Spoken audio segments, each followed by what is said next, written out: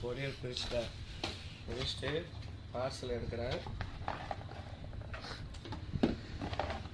So எடுத்துட்டேன். இதை வந்து அட்டாச் பண்ணிட்டேன்.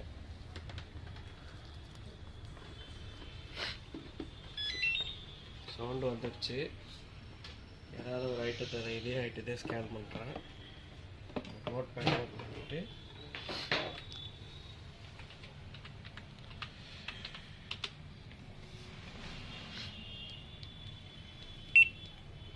காமி வருதா? இங்கே பாருங்க.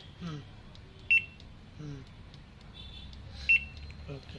அப்போ என்னுடைய இது ஹேண்டை காமிங்க.